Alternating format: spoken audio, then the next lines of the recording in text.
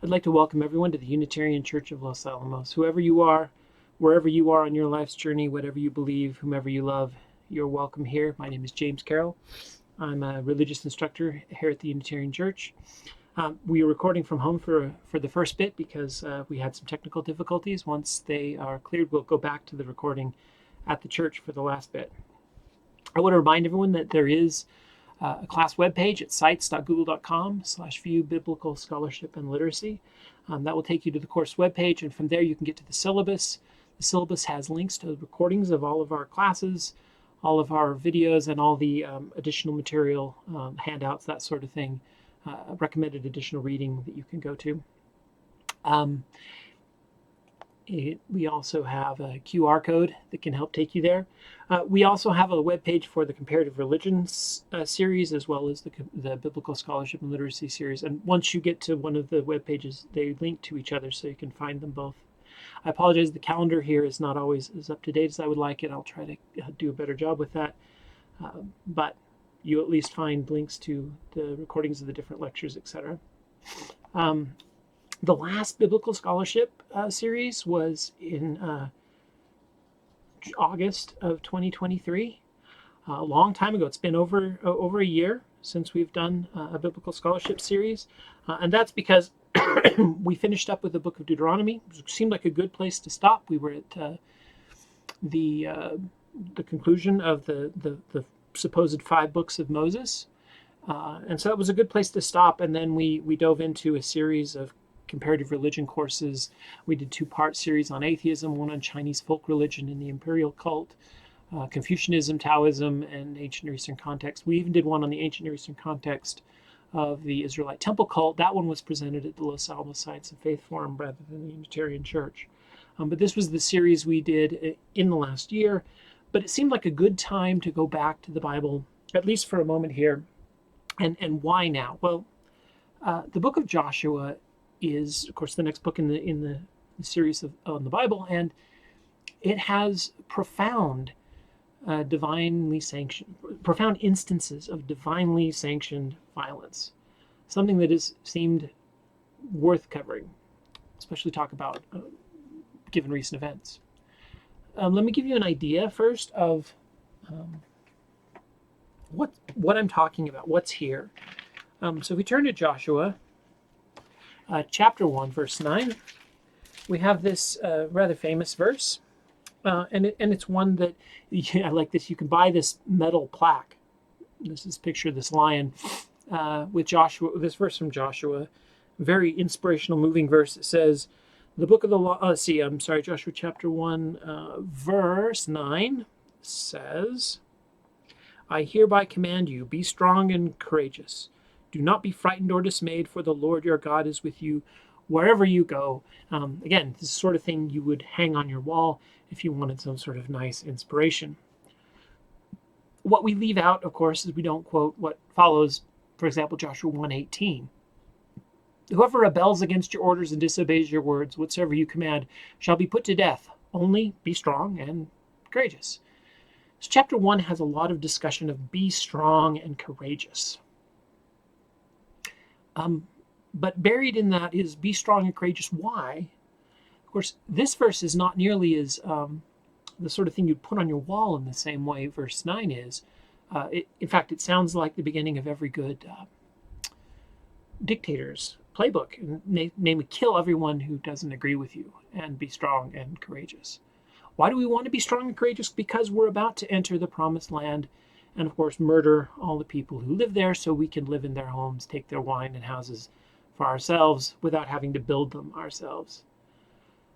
The book of Joshua has, like I said, profound instances of violence.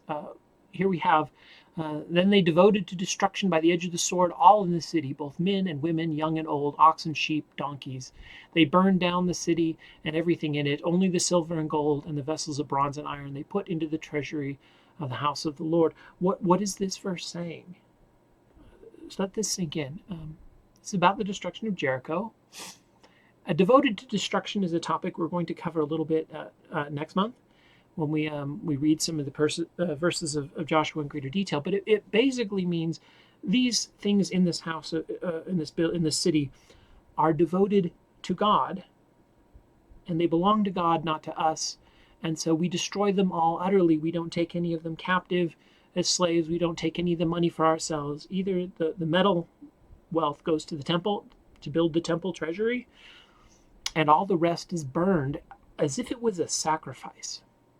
This is this concept of devoted to destruction, which again we'll cover in greater detail next month. But very profound violence. Notice what we burn and destroy. We kill them with the sword and burn the city. Men, women, old and young. That means men, women, children, infants, everyone killed. This is specifically so that we can wipe out their culture and replace it with ours, which is the definition of genocide. This is divinely commanded and then divinely aided genocide in the Bible. So this is the material we want to cover, understand, and try to make some sense of. Now, turning to the end of the book of Joshua, chapter 24, I want to read a little bit, not just about what they did to the city, but I want to read a little bit about the sort of deity described by this text. And this matters because I believe that what we worship, we emulate, and therefore we become like the thing we worship. So if we believe something about the nature of God and deity, we are likely to become that thing ourselves and to behave that way ourselves. And so it's important to understand the nature of God as described in this text. So let's look at chapter 24 and let's read verse 13 and see what it says. I, God, gave you a land on which you had not labored, and toward towns that you would not build, and you lived in them. Now eat the fruit of the vineyards and olives that you did not plant. So the first thing we learn about God is that to prove that God is good and worthy of worship, God gives his chosen people land they didn't labor and towns they didn't build to live in. And because of that, they're supposed to think that God is great and therefore worthy of worship. In fact, that's what it says. Verse 14, now therefore revere the Lord and serve him in sincerity and in faithfulness. Put away the gods of your ancestors that your ancestors served beyond the river Egypt and serve the Lord. So why should you serve God? Because he helped you commit genocide and take the land of others. Now, if you're unwilling to serve the Lord, now this verse 15 is the verse that we had it is what we call the scripture mastery. It was one of the verses we memorized out of context. Of course, we just memorized this verse. We didn't read all the stuff around it, but we would memorize this verse because it was the inspirational verse that we are supposed to remember. Verse 15. Now, if you are unwilling to serve the Lord, choose you this day whom you will serve, whether the gods of your ancestors served in the region beyond the river, or the gods of the Amorites in whose land you are living. But as for me and my household, we will serve Yahweh the Lord. Of course, that also makes a good sort of bumper sticker. Choose you who you will serve. We will serve the Lord. Why are they supposed to choose the Lord? Because of the good things the Lord has done for them. Specifically, and this is the context that makes this verse different from the bumper sticker, because God helped us commit genocide. Well, let's look at verse 19. Then Joshua said to the people, you cannot serve the Lord Yahweh, for he is a holy God. He is a jealous God, and he will not forgive your transgressions or your sins. If you forsake the Lord and serve foreign gods, then he will turn and do you harm and consume you after having done you good. And the people said to Joshua, nope, we will serve the Lord. And then Joshua said to the people, you are witnesses against yourselves that you have chosen the Lord to serve him. And they said, we are witnesses. What just happened? This is a covenant-making moment. When the people choose to covenant to worship the Lord and him alone. And Joshua warns them almost not to do it. Why? Because God is a jealous God. In other words, it's not that the other gods don't exist, it's so much as that if you choose to serve the Lord, this is your last chance. Because if you choose to serve the Lord, You have to serve him and him alone. And if you choose to serve others, God will be angry and he will do you harm. So if you choose to enter into this covenant, then you must stick to it, because God will do you harm. So and won't forgive your transgressions. This is a very angry, jealous God. He reminds me of an abusive husband who is angry that his wife has friends, we'll talk more about where this came from, but this is a later author writing years after the event, trying to understand why Jerusalem was allowed to be destroyed by the Babylonians. Why did God, who is all-powerful, let the Babylonians destroy Israel? Well, because they worshipped other gods. They didn't keep this covenant. So God turned and did them violence. That's why this author believes that God has this nature. So what we have in the book of Joshua, and we'll talk more about that later, but what we have in the book of Joshua is a text that describes a God who commands his people to commit genocide, and then helps them do so, then makes them promise to worship him alone, and then warns the people that if they then break that word in any way, he will destroy them like they destroyed the people who lived there. It's almost encouraging obedience through fear and terror, that God will turn on them.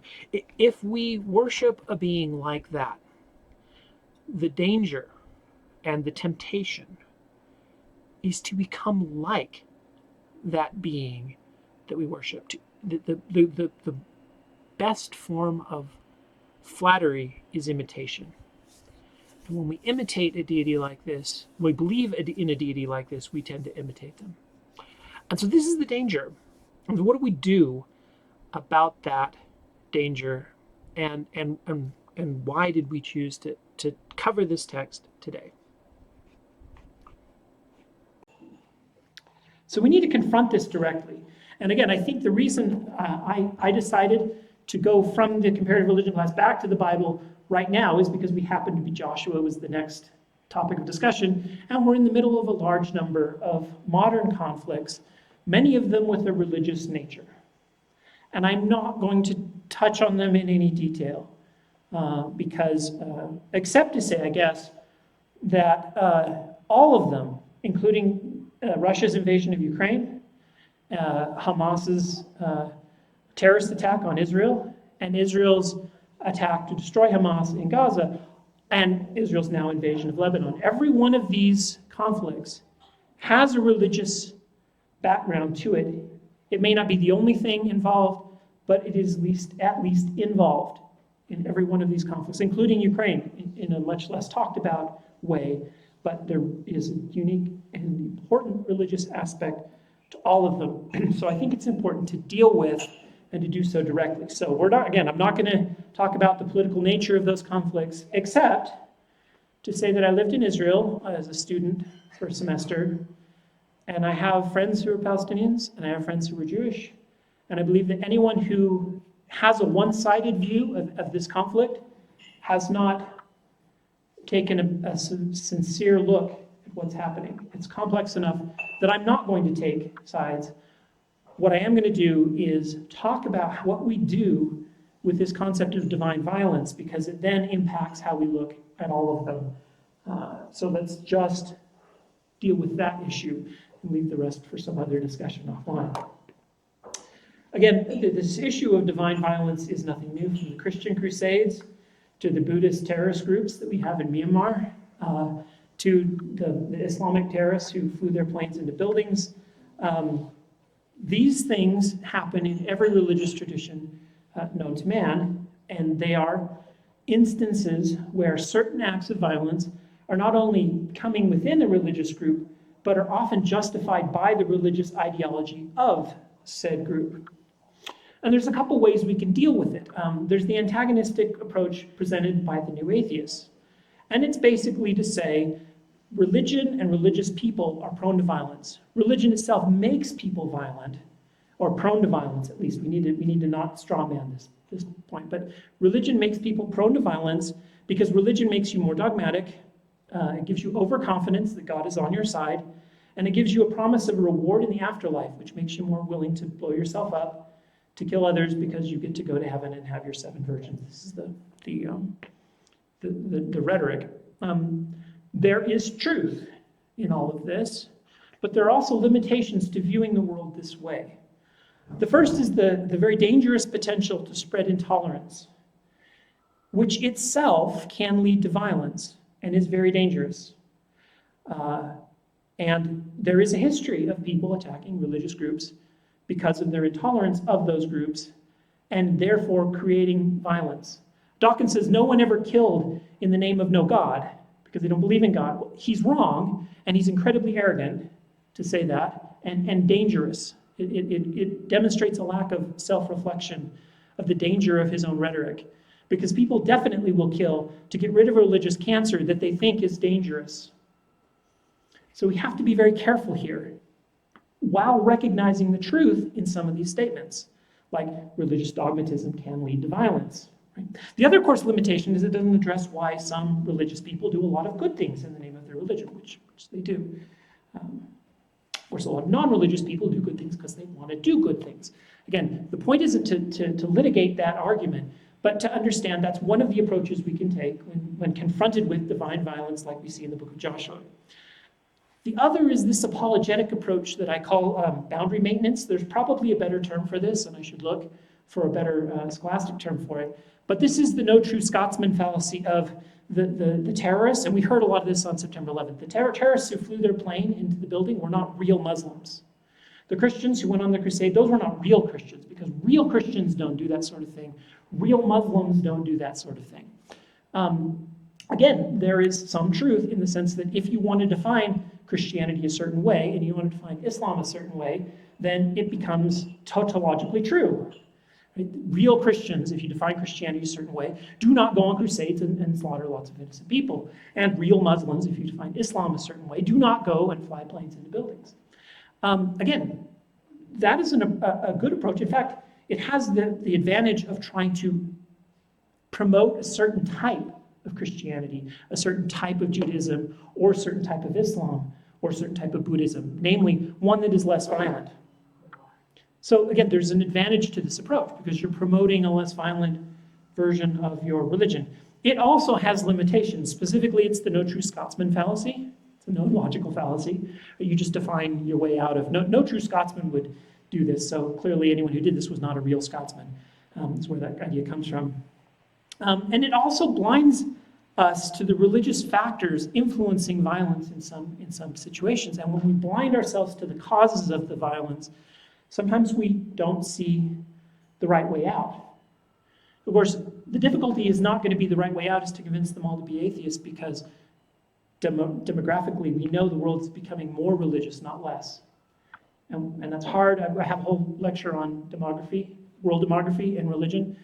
It's not true in the US and Europe, but it is definitely true worldwide, that the fraction of people who are deeply religious is growing, not shrinking, mostly because religious people have more children. And so we need to find a way of dealing with divine violence within a religious world, because we can't just immediately convince everyone to stop believing in their deities. So I'm going to propose an option, and then I'm going to talk about Joshua in context of this option, and then I'll go back to this again. But I'm going to propose, my view comes from 3 quotes. Those 3 quotes represent the view I'm going to propose. The first is, the arc of the moral universe is long, but it bends towards justice. Martin Luther King. That's a proposal I'm going to make, and we'll see how that impacts certain views about deity, God, and violence in Scripture.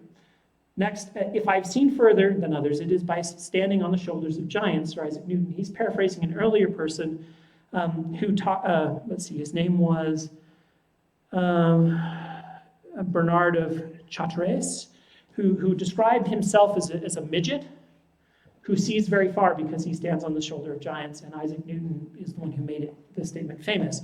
The idea here is that we often look at the past and texts like the Bible, and we see these, what we would consider immoral things in it, and it's very easy to look down on them and say, we are so much better than them. Well, the fact is, I believe our children and our great-great-grandchildren will look back at the things we do with absolute abhorrence. And we will, just as we look back on the things they did with abhorrence, and think they're morally superior to us, just as we think we're morally superior to them, I believe we see further than, in the sense of morality, than the biblical authors, because we stand on the shoulders, in many ways, of the biblical authors who I believe and have talked about moved morality forward from their own time period. So it was better than it was before. They pushed it forward. In each stage, we push it forward. And the problem is we have now moved forward to the point where we look back on the past with abhorrence. But I would hope that process will continue. So this quote allows us, I think, to address the Bible with, I think, both the adequate criticism it deserves for its violence, but also with, I think, the perspective that provides a little bit of respect for the history of progress that it represents and that it self-created. Now, again, these three quotes, I hope, allow you, whether you were a believer or a non-believer, to deal with this issue of divine violence. And let's look at the last one. God lets his people tell the story. This is Pete Enns. Now, this is especially useful for believers, but even for non-believers, I think you can see the meaning in this. What Pete is suggesting here is that if you believe that this is perfect, divinely inspired, and quoted, dictated by God, then it's hard to deal with the fact that it might have errors in it, that we might see progress in it. But if you believe that this is God's people writing a story about their perception of God, you have the freedom to realize that they were wrong, that their view of God is not necessarily the end of the story. So my goal here isn't to convince you to believe or to not believe, either one.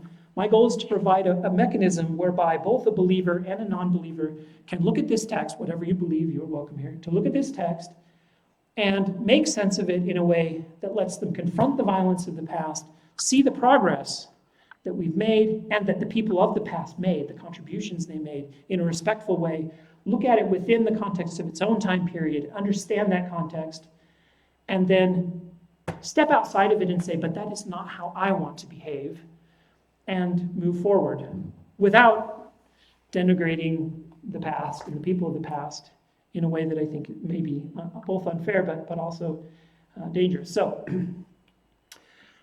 here's what we're going to do. We're going to do an introduction, which I just did. I'm going to outline what is in Joshua, the context and the history background, which is what you asked for. We'll talk about the authorship, when it was written, the date, some major themes of the book, and then we'll dive into the historicity. Did any of this actually happen? And we did that for the Exodus. We'll do it again for Joshua. And then I'll conclude by going back to this issue of divine violence and touching on it one more time. And then next time, we will read and discuss selected passages from the contents of Joshua. We will cross the River Jordan with the Ark of the Covenant, and the water will pile up, and we'll have great miracles. We'll walk around the city of Jericho 7 times and blow trumpets, and the walls will come crashing down. And we'll do all that fun stuff. We'll talk about the city of Ai and the way Israel failed because some people stole some stuff from Jericho that they weren't supposed to. And again, we'll tell some of the details of the Bible story. We'll also discuss the biblical the covenant renewal ceremony that Joshua instigates, and we'll talk about where that comes from and the ritual origins of some of that material. So that'll be next time.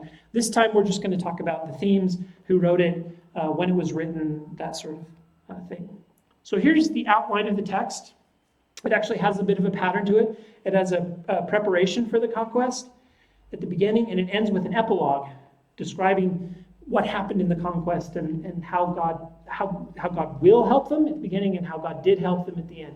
So it begins and ends with these bookends. And in the middle, we have the conquest of the land and then the division of the land in these 2 sections. And each of these sections has little elements that repeat. What's the deal with the conquest? Okay, here's your historical background. If you remember the Exodus story, in the Exodus, Moses brought the people out of Egypt in slavery. He brought them to Mount Sinai, where they were given certain laws.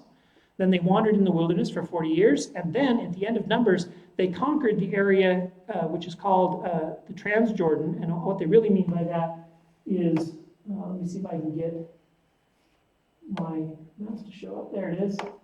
this area here, on this is the Sea of Galilee. This is the Dead Sea.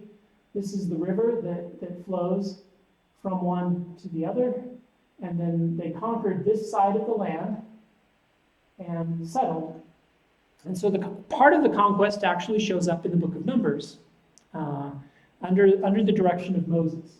Then Moses dies, and he looks over from Mount Nebo into the promised land, and he sees the promised land from afar, and he dies. Joshua then takes over. The book of Joshua picks up right after Moses' death, and again, this part of the land has been conquered. They cross the River Jordan. Now, half of the tribes just really like this. No, two of the tribes really like this place, so they settle over here. But that was not the promised land. This was on this side. So they go into the promised land, and Joshua says, you can live on this side. If this is really where you like, you can live here. But you've got to promise to help the other tribes conquer their land before you settle. And they swear to do so. And then Joshua brings them over the river. There's a miracle where the river, like the parting of the Red Sea, in this case the river parts. They pass through on dry ground. They conquer Jericho. And there's 3 campaigns described in the book of Joshua: the middle campaign, the southern campaign, and the northern campaign. So the context of this, remember we talked about how the Bible has these great stories that moved our moral judgment forward?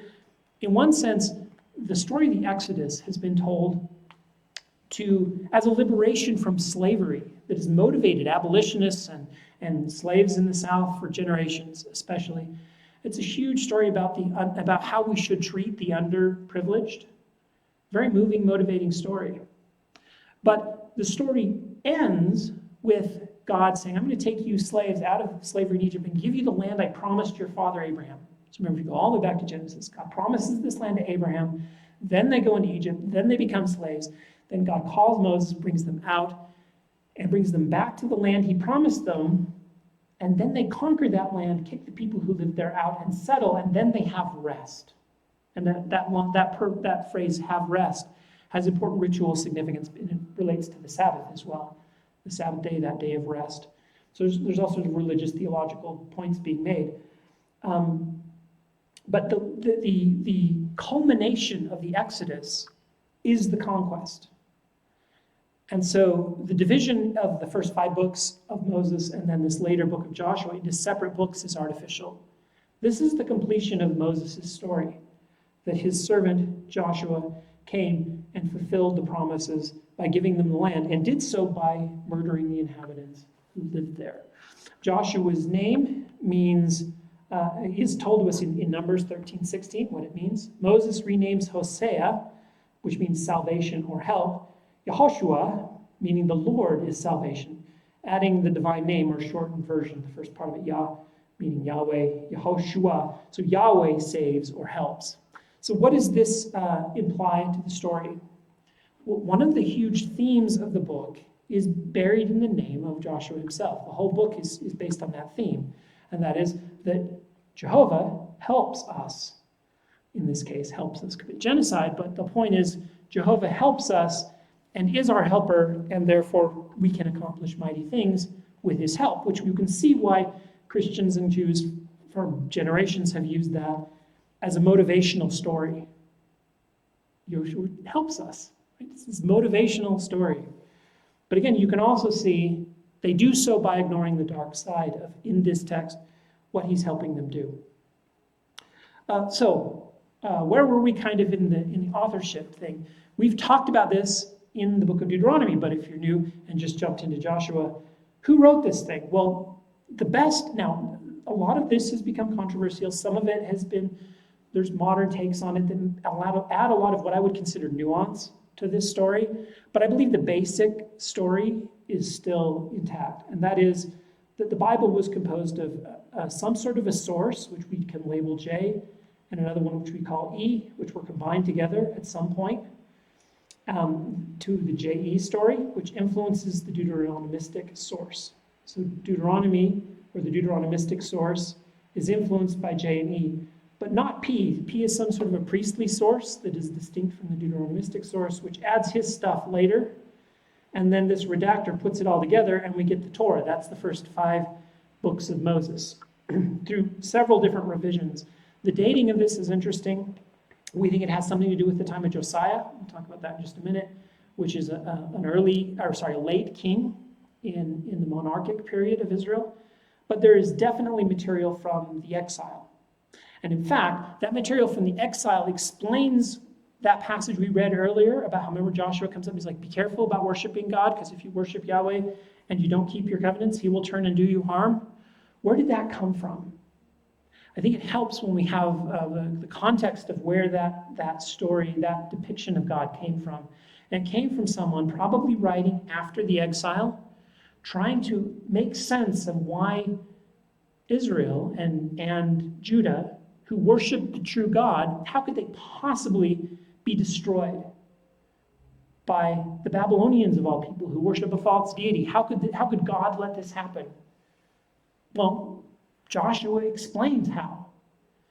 They worshipped a God who was willing to help them fight their battles, but because they worshipped other deities, he turned from them and didn't protect them, and they were destroyed by the Babylonians.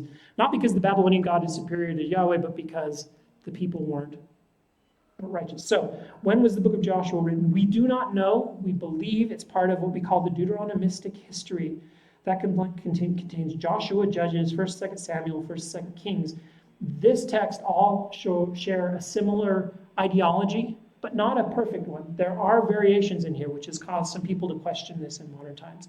Specifically questioning the Deuteronomistic history, that the D source also wrote these books almost as if they were one text. We no longer really think they were all just kind of one big text, from Deuteronomy all the way to the end of Kings, almost like that was one big book.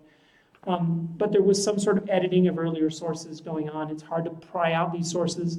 The sources for these later books are much harder to sort of pry out than what we have done for the Torah, the first 5 books of Moses. But nevertheless, I do believe you can see a lot of this D influence in Joshua, Judges, Samuel. And in fact, Joshua just picks up where Deuteronomy leaves off. And it really does feel to me like just a continuation of the book of Deuteronomy. Like it's the same person, he just keeps talking. Moses died, now Joshua takes over.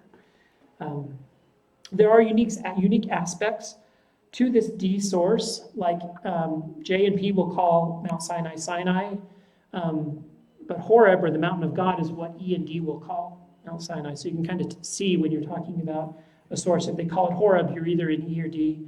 The place where Yahweh puts his tent to dwell, that's D. Lengthen your days in the land, that's 11 to 12 accounts of that are all in D. So there are certain phrases that D will use. There are certain theological points that D will make. So we believe Joshua was written by somebody at least in the same kind of school of thought as D. D probably isn't a single person. It's probably more of a school of thought.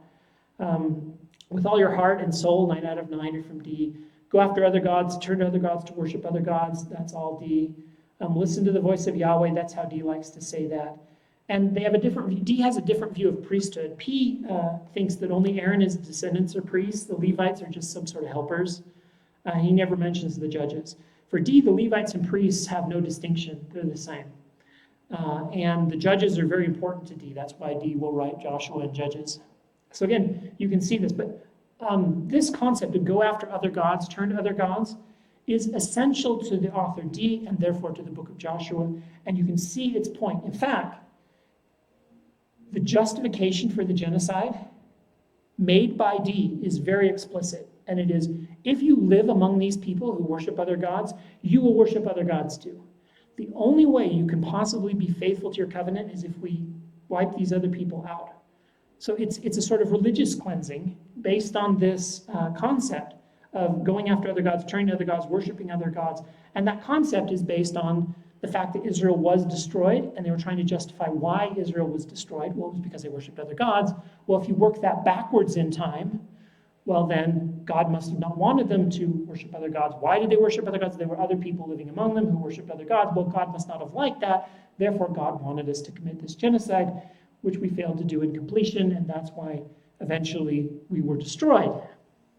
You see how this ideology is built up. But notice it's built up from a much later time, looking backwards in time.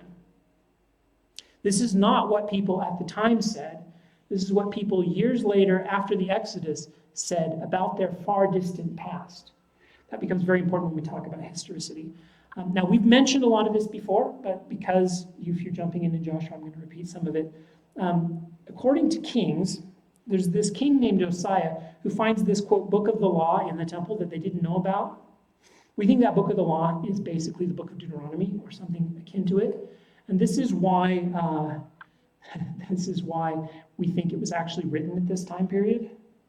The ideology of Josiah and his reforms as described in Kings and the ideology of the book of Deuteronomy and Joshua have a lot in common.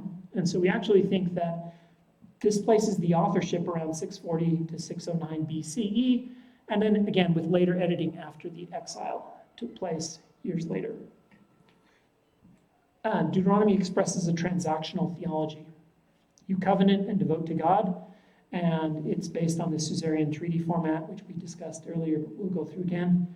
And if you keep the laws, you're blessed. If you violate the laws, you will be cursed. Repeated over and over again. With the centralization of worship at Jerusalem, the other authors seem to think you can offer a sacrifice to God anywhere, but D seems to think you can only do it in Jerusalem, and if you do it elsewhere, this is wrong. And again, has to do with Josiah, who tried to centralize worship in Jerusalem to kind of get a hold of the religion so that people weren't worshiping off in places he couldn't control. He wanted to centralize worship in Jerusalem. The book of Joshua describes Joshua as the second Moses. I apologize, I didn't finish. I was filling this out when I realized I ran out of time. I don't have all these references fill out, but both Moses and Joshua send scouts into the promised land. In Moses' case, the scouts come back and the people are afraid and they don't go into the promised land and therefore don't conquer the promised land and therefore wander for 40 years.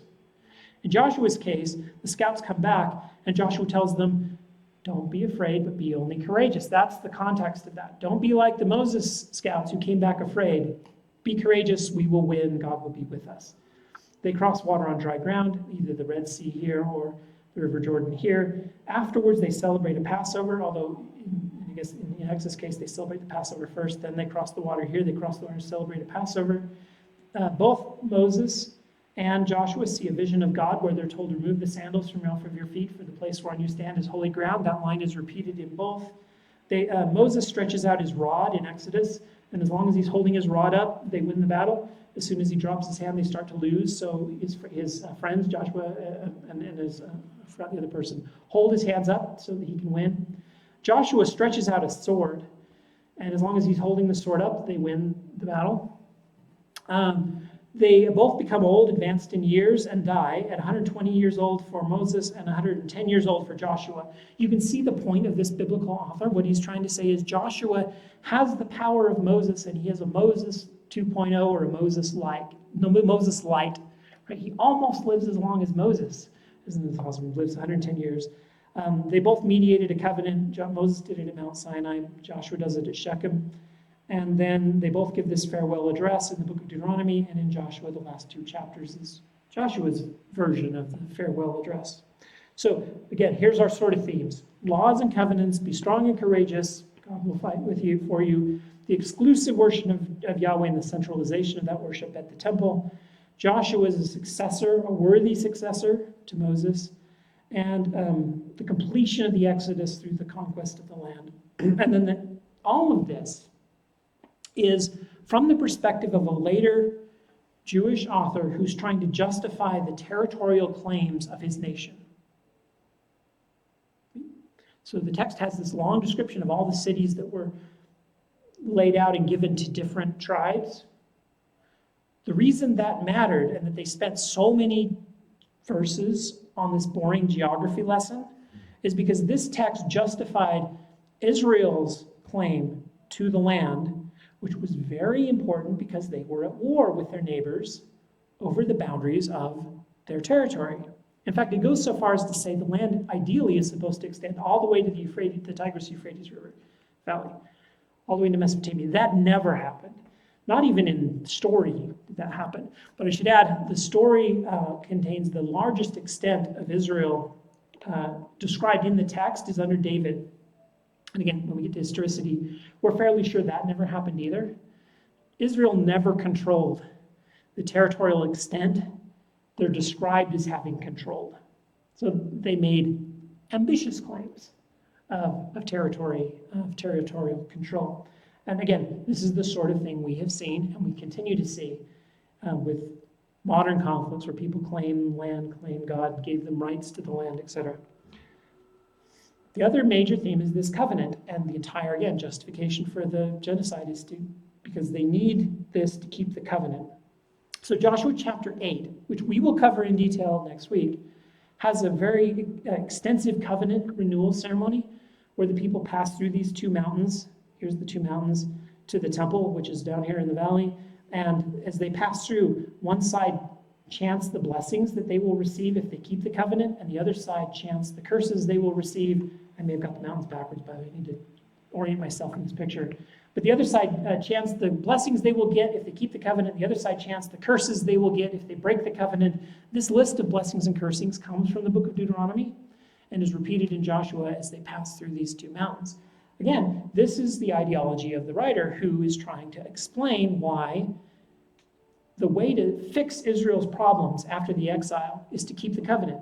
After all, we were exiled because we broke the covenant. That was part of the curses for breaking the covenant. That's why we're in exile. And if we will just keep the covenant, we can make our way back to Jerusalem. We can reestablish our Holy Land. This is the post-exilic sort of justification for everything that's happening, and it explains why the genocide, etc., happens. This whole thing is told in the form of a treaty ceremony. We called it the suzerain treaty formula, but that's just a fancy term for early. We have Egyptian, Hittite, Assyrian copies of treaty formulas that have this form. We described the form in detail in class on Deuteronomy, and I think we did it even in an Exodus chapter because it shows up in Exodus and Deuteronomy. But they're all from the late Bronze period. And so this provides, again, the context for the covenant. The covenant is phrased in the terms of a treaty that you would make to your king. This is the point. The people were making treaties with God as their king and promising to worship him and no one else, like I will serve you as my king and not someone else. After all, if I turn from you and this other king and I serve him, that's treason, punishable by death, etc. So we see the covenant in terms of a relationship between a king and his servants in sub-cities, right? We have the king who's ruling lots of different cities now, and each of these cities covenant to him. Is this thing historical? I'm going to read this from the New Oxford Annotated Bible because I think it kind of sums up some ideas that I believe are terribly important. That's just the idea that historical writing should capture the events as they really were. The historian should attempt to write an objective account of the events of the past is a notion that developed in European universities in modern times. Before that, history was typically didactic in nature, teaching readers how to be good citizens, how to lead proper religious lives. Sometimes historians produced in royal courts were apologetic, showing that the king fulfilled his royal duties. Elsewhere, they were written by religious officials who aimed to show that their particular religious practices were correct by recounting their ancient sacred origins.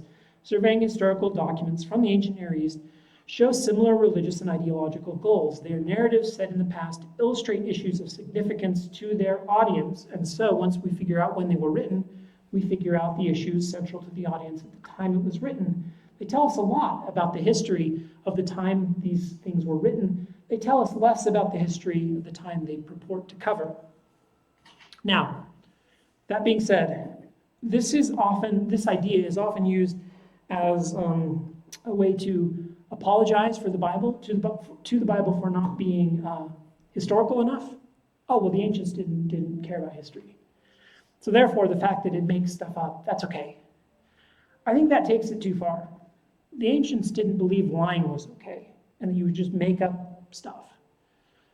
On the other hand, the ancients didn't see this obsession we have with an objective history of the past.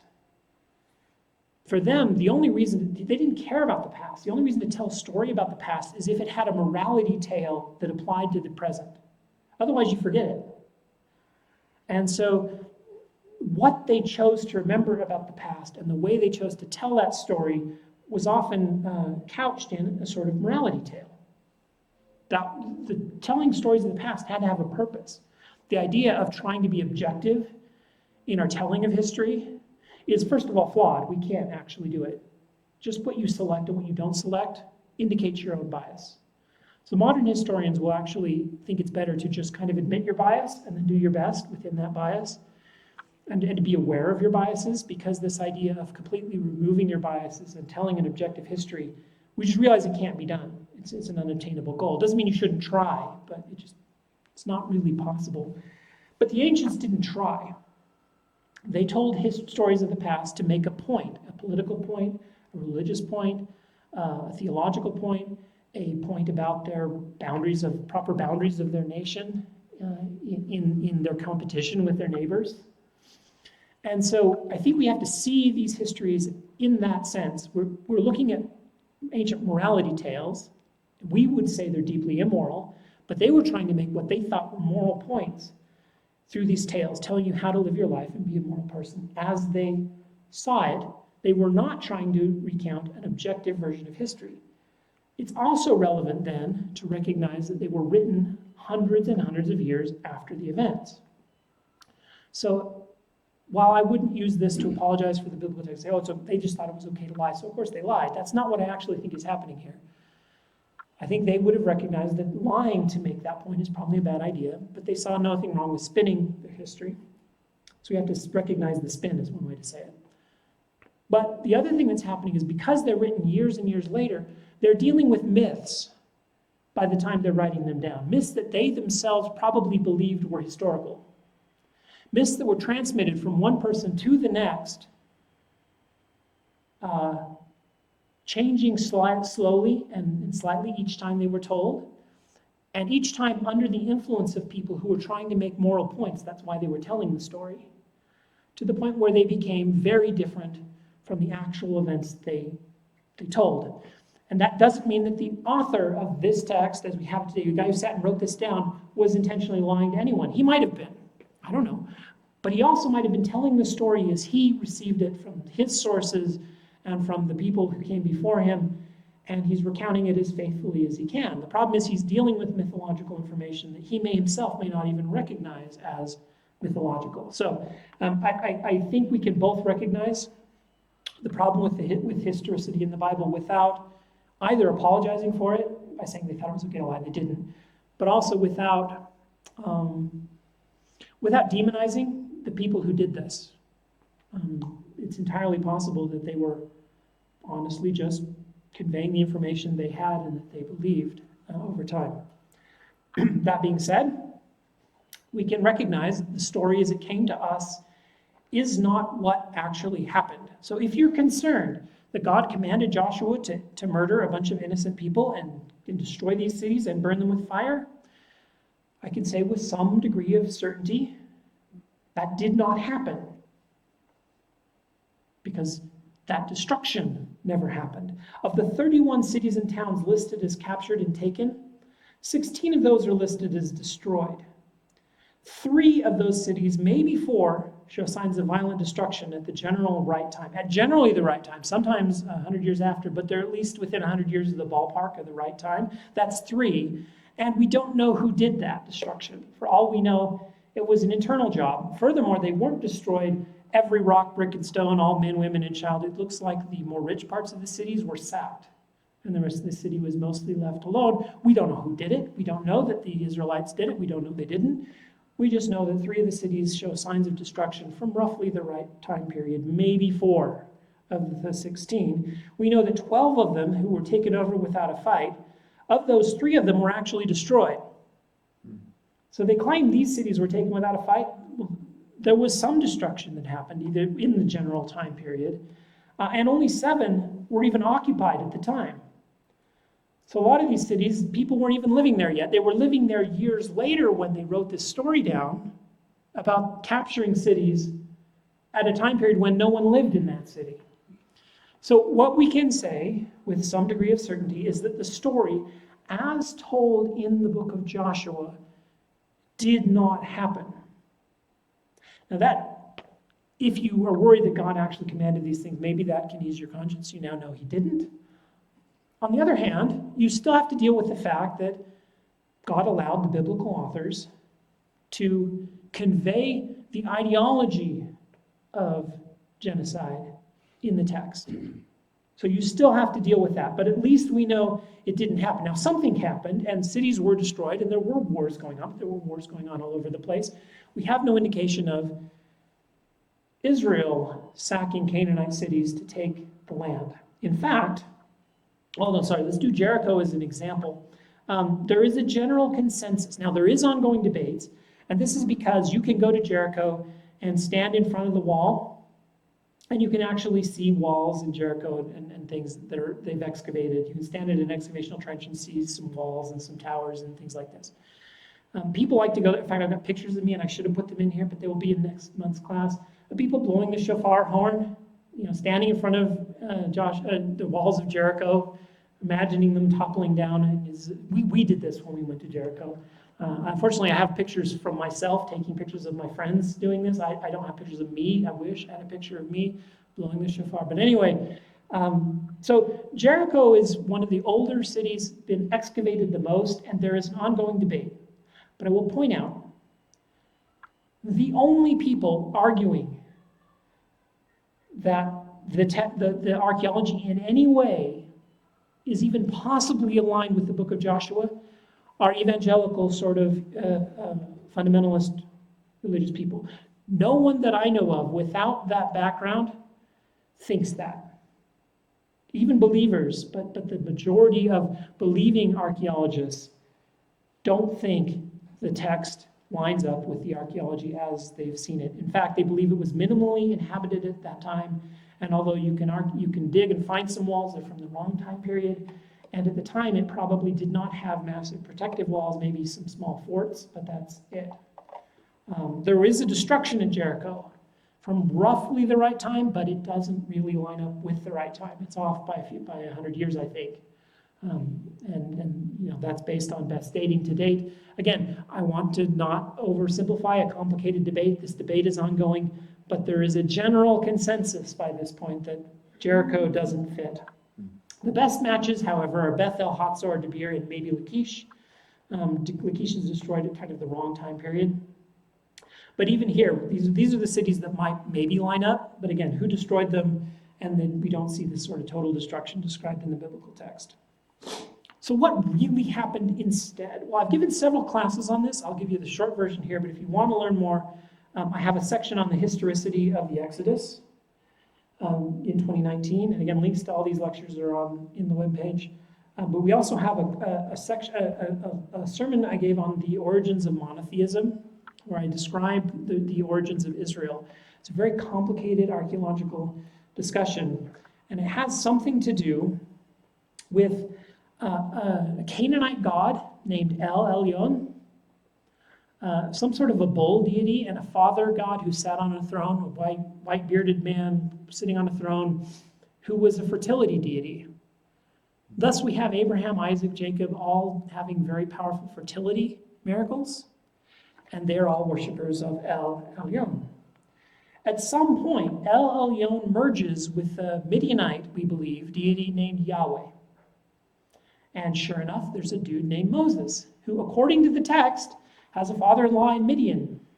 And he goes to Midian, and there he meets a burning bush who tells him that the God his ancestors worshipped, they called El, but by his true name, Yahweh, he was not known among the people. Suddenly he realizes that the God his ancestors worship is actually the same dude that his father-in-law and new bride happened to worship in Midian, known as Yahweh.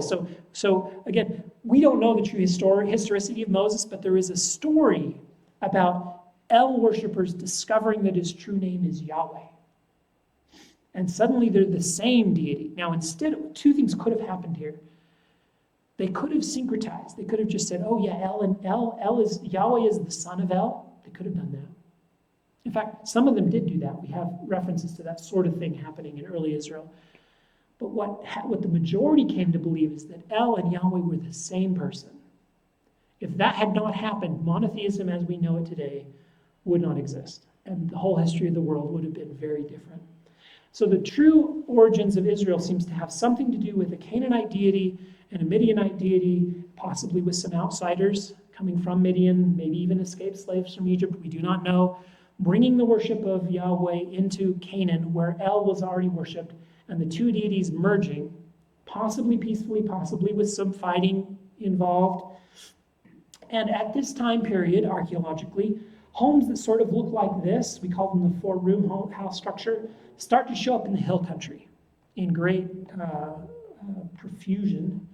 And according to the biblical text, the Israelites first lived primarily in the hill country, while the Canaanites and the Philistines live in the valleys below. So this seems to be a buildup of the Israelite subculture. This is not the sudden conquest we see in the book of Joshua, but looks a lot more like the gradual displacement we actually will see in the book of Judges. In other words, the Bible itself contains various traditions about how this all happened, and the history looks more like what we see in Judges than it does like what we see in Joshua. It's also worth pointing out that we don't see major cultural differences between the hill country people and the valley people. In other words, we don't have outsiders invading, it looks like. There could be some outsiders, but we also seem to have one group of Canaanites merging their worship with Yahweh and slowly becoming culturally dominant.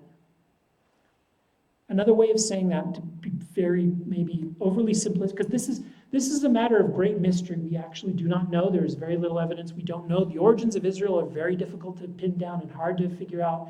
But it looks like not only did the Israelites not murder the Canaanites to take over their land, the Israelites were Canaanites of a very specific cultural subgroup that eventually becomes dominant in the area over gradual displacement. That is not the story we see in Joshua.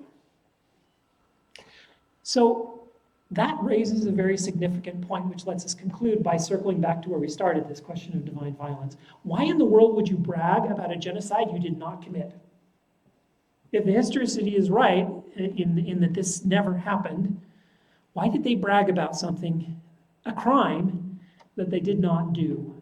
Now, the part of that is from my own framing, that it was what they did was a crime. That is a modern view of what happened. The answer, of course, is that the ancients would not have seen it that way. And in fact, the ancients liked to brag about their war crimes because from their perspective, this is what kept them safe. This is an Assyrian stela demonstrating what we would clearly consider war crimes today. They strip their prisoners naked. In this case, they may not be naked, but there's others where they are. They like to strip them naked and impale them on stakes and raise them alive to slowly die in front of the battlefield so everyone can see. Why did they do that? Well, first of all, we don't even know that they did. They claimed they did this. They were proud of it. We don't know if they actually did. They probably did. But why would they make these claims? Well, when the Assyrians attacked a city, people tended to surrender. Because if you didn't surrender, this is what happened to you. Better yet, from their perspective, the cities that they controlled often did not rebel. Because if they did rebel, this is what they did to you. And so, from their perspective, being feared by their neighbors kept them safe. And so, not only did they not hide their horrific acts in warfare, they bragged about them. And in that context, imagine you're on this is an analogy Pete Enns used, but I like it. Imagine you're on a schoolyard and you're surrounded by bullies. And you're trying to tell them about your dad. What do? You brag about your big buff dad who will come and beat them up if they touch you, because that keeps you safe. And all of them are busy bragging about their big tough dad, so you do it too. Does that mean you really understand the true nature of your father, or that you're conveying that true nature to your neighbors? This is an authentic way of describing your God and your own military to your neighbors. And I sound a lot like everyone was doing it, so it's okay. That's not exactly what I'm saying. What I'm saying is, if you put yourself in that perspective, the violence of their military conquest is what they considered to be propaganda that kept them safe. So if I can give an observation, this is kind of my own words trying to describe this, but this goes back to the quote I gave earlier. The arc of human morality has moved from a time when people bragged about genocides that they may not have actually committed in order to frighten their neighbors, to a time when people hide their genocides that they have or are in the midst of committing in order to earn the goodwill of their neighbors. It is unfortunate that we still live in a time when these things still happen. But the arc of moral history has moved significantly because the way you gain the goodwill of your neighbors today is significantly different than the way you did it back then. That is an impressive amount of progress. There are some exceptions to this, and I think the modern exceptions bear bearing out. Hamas, Hezbollah, and Iran are probably the only three countries I'm aware of that have genocide listed as their outward expression of their goals. No one else does that. Everyone else at least pretends they're not trying to commit genocide. They may actually do it, but they pretend that's not their goal. Those three nations have the genocide of destruction of Israel as their stated objective goal. The murder of everybody and their expulsion from the land. That is genocide, and that is their expressly stated goal. And you don't see that anywhere else in the world today. It's kind of holds on in three places, and sort of three places only.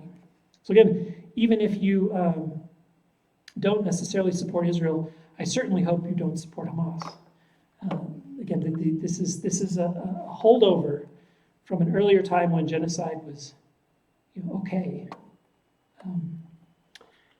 So let's go all the way back to the beginning and talk about an approach to violence in Scripture.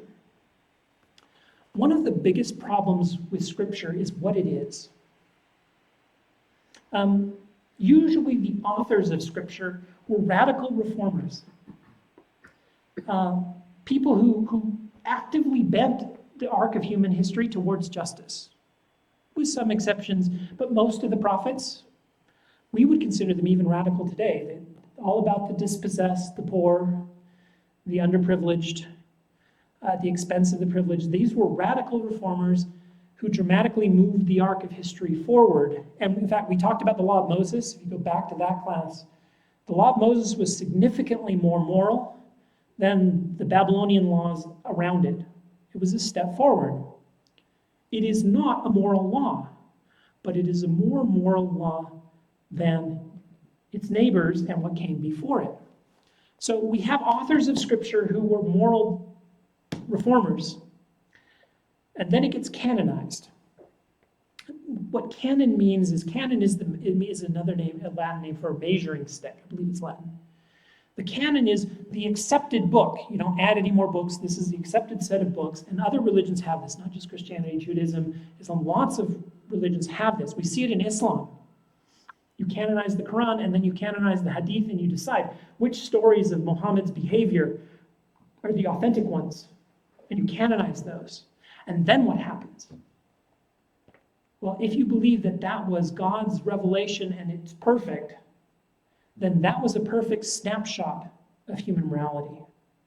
So you have people who bent the arc of moral history forward, and then it gets canonized and it's frozen, and you're not allowed to go forward anymore.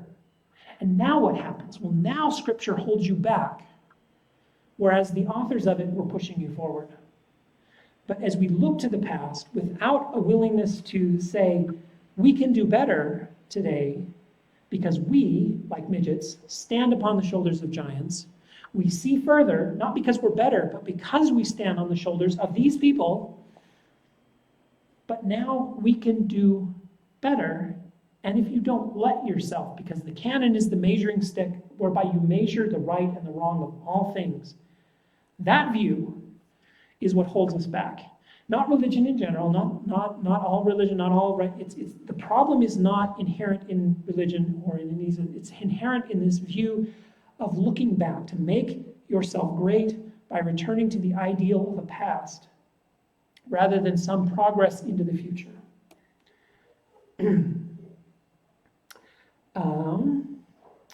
And the final element that I hope allows us to do that and to have that earlier view is expressed by Pete Enns. Now again, if you don't believe in God, then you can do this, because you can see the good in the past and you can say, now let's do better. It's easy. But believers can do it too, and it's actually not that complicated, because if you take the Bible seriously, then what you discover when reading it seriously is that it contains various views from various times that sometimes disagree with each other. The later text has a different moral view than the earlier text. And if you take that seriously, then you as a believer who isn't making fun of the Bible, we're not denigrating it, we're not making fun of it. We're saying as a believer who takes the text seriously, we see this story as it is. Namely, and as Peter likes to say, God lets his people tell the story. And his people are describing their experience with God as the warrior who kept them safe on a playground full of bullies. That's the God they knew. And the New Testament tells a very different description of God. So this is how he says, the ancient tribal description of God as warrior is not the last word for either Judaism or Christianity. Taking someone, or I should add for Islam, taking someone's land through violence is simply not a gospel way of living. For Christians, Jesus Christ and the gospel has always been the lens through which Israel's stories are read, which means that not every Bible story has the last word about what God is really, really, really like. So what that does is it allows believers to have this same view of the arc of moral history. They can see the good the text has done, the way it has pushed things forward, and they can also recognize its flaws. They don't have to dodge its flaws. We don't have to be apologists, pretending they're not really there, or trying to make excuses for God or why we can just look at it and say, that is wrong, period. What Joshua did is wrong. Luckily, it never happened. And better yet, it is not the last word on what God is like. And it doesn't have to be that last word as a believer or as a non-believer. So again, whoever you are, whatever you believe, I hope that what we share today helps you in your journey for understanding our past, understanding the texts that we have that have been brought to us by the text, appreciating the way they pushed us forward without clinging to them in a way that prevents us from continuing to move forward. Some resources if you want to learn more. Now, we're going to come back and do more of Joshua ourselves next class, but I encourage you to go back and look at the historicity question in greater detail. We had a whole class just on the historicity of the Exodus, and in so doing, we sort of touch on the historicity of Joshua, because that was relevant to the Exodus story. Richard Elliott Friedman has a beautiful, beautiful book called The Exodus. He has a great line where he concludes that the destructions of Joshua never took place. And then he has this impassioned, thank goodness for that. It's been a black stain on the Jewish conscience for generations, and it never happened. He's a Jewish author, obviously. Very, very good, very worth reading. And he has information on the historicity of the Exodus that I think is incredibly interesting. It's the origin of some of the material I shared today. I also have 3 handouts. I don't have the links here or the QR codes, but they will be in the video description if you're watching this online on YouTube, or they will be at the class webpage if you just want to go there after. Give me a day to put them up. But there'll be links to 3 different handouts. One on the Caesarean Treaty formula. I covered it here. I just mentioned it, but I didn't actually talk about what it consisted of. That handout has a detail of what it sort of is, the elements, what it looks like, and examples from the Old Testament with biblical references to each element showing up.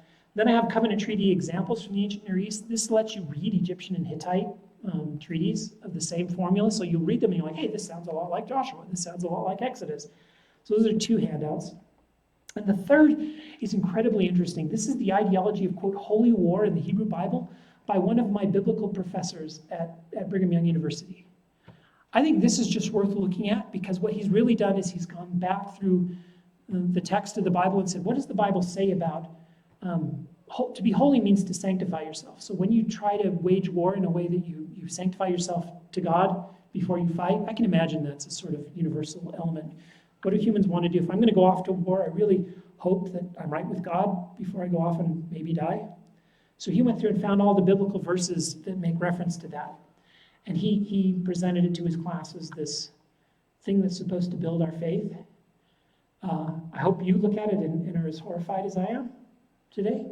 I'm including that not because it's a great uplifting moment, but because it shows the way believers overlook the immorality of these tales so easily. And in fact, the way I did just years before. But this is a text from one of my professors at Brigham Young University, a man I very much respect, but it just kind of shows you how this works. The very name Holy War is something that I hope reads fear and disgust in us today. It's still used, especially in Islamic circles, for absolutely horrific things. But it is a phrase that's found in the Bible. We shouldn't be terribly surprised by it. Pete Enns has a podcast called The Bible for Normal People. I quoted him a lot today, but if you want to know where I got most of that from, it's from season 6, episode 227. Pete ruins Joshua. For those who are interested, Pete also ruins Genesis, Exodus, Leviticus, Numbers, Deuteronomy, Isaiah, Joshua, Judges, Samuel. So anyone who wants extra credit, there's a podcast episode on each of those books. I steal from him a lot because he has the what I would call the liberal believer's perspective that I always like to include. So how does a believer who also knows the biblical history that I'm sharing deal with this while being a believer? And so he does that, I think, very well. And so I often will quote from him, since I myself maybe lean a little bit more to the agnostic direction. So here's some extra material. I'm really excited about some upcoming topics. Obviously, we need Joshua part 2, where we'll actually read Joshua together and talk about the verses. There's a lot of very interesting ritual references in it that we will discuss. I always, you know me, I like that stuff. But we don't have a class on Islam. So as a comparative religion teacher, that's unacceptable. I know people have gone to my YouTube channel and they're like, where's your talk on Islam? We have to do that, so that's coming. I've been promising a Buddhism in China topic. I admit I've been trying to do that because now I've done all the Buddhist, through history right up until they enter China, and then it turns into Zen Buddhism. And I am struggling to find the material I want to tell that story well. And so I keep putting it off because I can't do it. I can't find the material I need to tell that story well. I'm going to leave it on my to-do list. Hopefully I'll come back to it, but that's coming. What I'm really excited about is these other two, how Jesus became God, how Satan became the devil. I really want to cover this, especially as Unitarian Universalists. We have a history of this, dealing with the origins of Satan and hell. There's a couple ways to do comparative religion.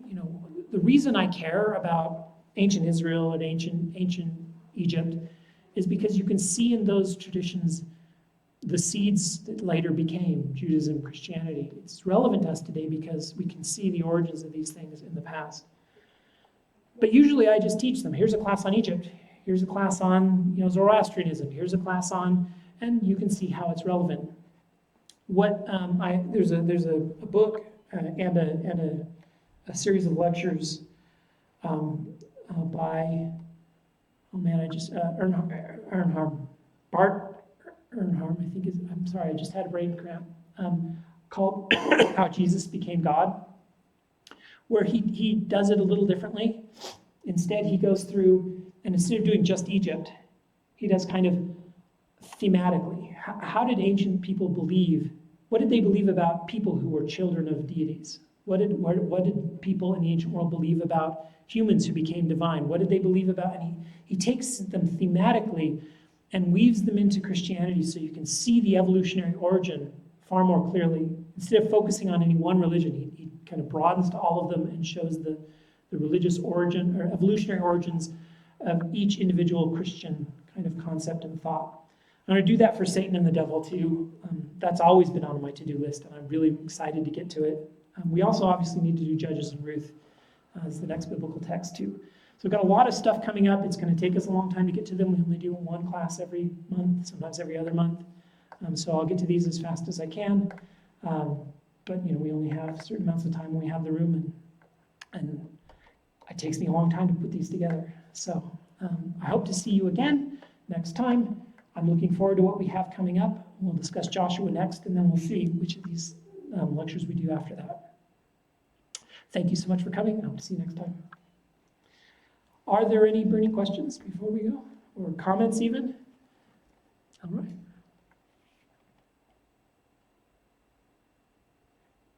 You look like you have something you want to say, but you're not sure. Maybe not? All right. I'll see you next time. Thanks.